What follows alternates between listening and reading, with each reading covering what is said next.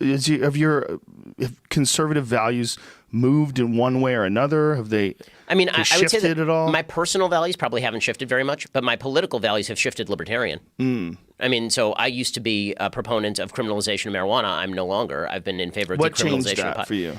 A couple of things. One was just a general sense the government sucks at everything. And the more I see the government try to crack down on things, the more prevalent it becomes. I mean, people were dealing pot on my 6th grade, 7th grade playground in public school. So obviously, like Welcome to LA. Yeah, exactly. And then That's terrible. Just a general perception, not only that the government sucks at everything, but that you got to own your own actions, and also examining more of the evidence about the impact of pot on people's lives.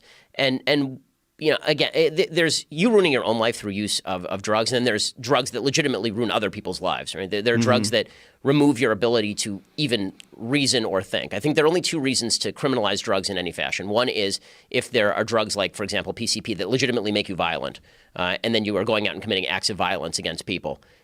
Then there's a case. Or if you're talking about a drug where it legitimately robs you of your capacity to reason. If it were heroin, if you're able to actually crack down on it successfully. But even there, I'm not sure that the proper government solution is criminalization, because we've criminalized it and it's still incredibly prevalent. So I agree with you. I agree with you on that. And I agree with you in terms of drugs being extremely detrimental. And the other part is that there's comparable drugs that are legal. Like, and comparable drugs, meaning not even really comparable, drugs that are far more devastating, like alcohol. Like you could just go to any grocery store and buy a jug of whiskey and kill yourself with it. Yep. So it's not difficult. You just drink the whole we have thing laws and on you're the dead. books already that prevent externalities. Yeah. If you drive high, it's the same as driving drunk. Yeah. So I'm not sure that you need additional laws to do that. And also, you know, I'm not opposed to zoning laws. Like, I don't think a pot shop should open up right next to my house, right? They're residential zoning. That's fine.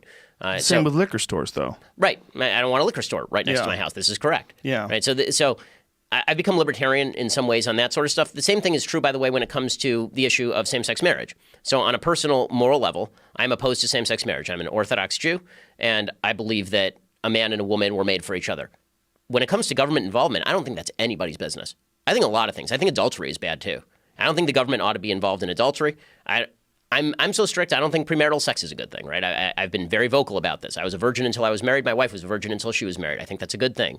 Do I think the government has anything to do with any of those things? No, I don't. I don't think it's any of the government's business. It's consensual activity. There are no externalities. So what exactly is the government getting involved in?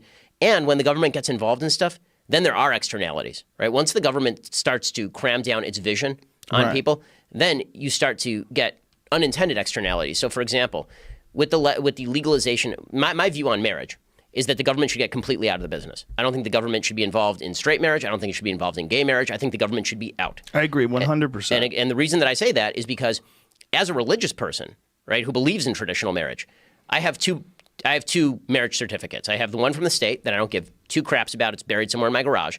And then I have my religious marriage certificate, which meant, among other things, that I got to shut up my wife, right? I mean, like, this was the one that mattered to me. And I think that's true for most religious people. The religious ceremony matters a lot more than the state saying a thing. And the state isn't incentivizing marriage. People aren't getting married because they're like, yeah, I need the tax break. Right. So that's a bunch of nonsense. And once the government decides what version of marriage it wants to push, that then comes into conflict with other values. So, for example, once the state of California decides that same-sex marriage is on legal par with heterosexual marriage, now I'm worried about the externality of I have a religious day school, or I have my synagogue. My synagogue is a religious institution. It doesn't approve of same-sex marriage. Now is the government going to come in and tell my synagogue how it ought to act with regard to same-sex marriage? I don't think that's the government's business. So how about this? How about everybody gets to do basically what they want, associate with whom they want, and it's none of the government's business? This seems like a pretty good, happy medium.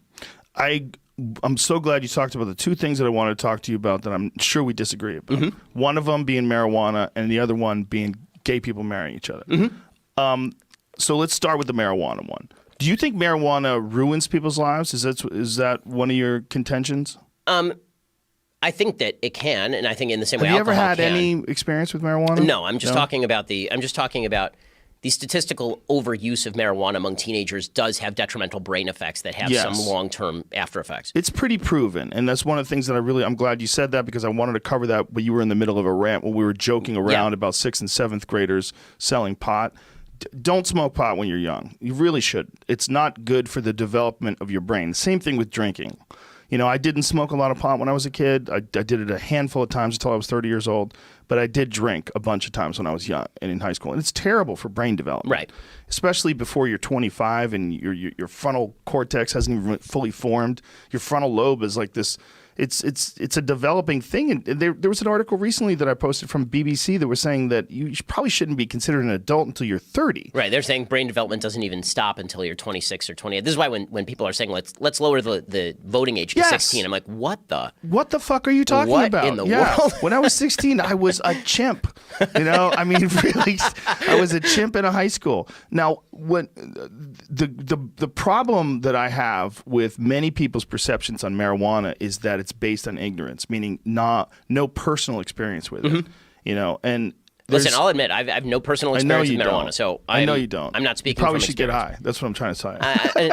Man, I've seen the effects on stock prices when people get high in the studio. Oh, they jump up, man. They jump down for a little when a bunch of chickens jump off the boat, but then they come right back up.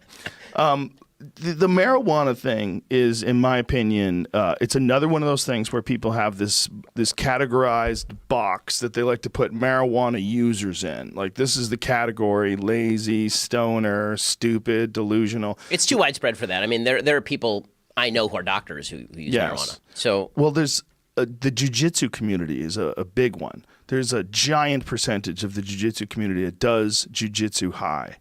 They have competitions. Sounds like more of a party. It's not, man. I'm telling you, because it's not what people think it is. If you've never smoked marijuana, this is going to be a very difficult thing to grasp.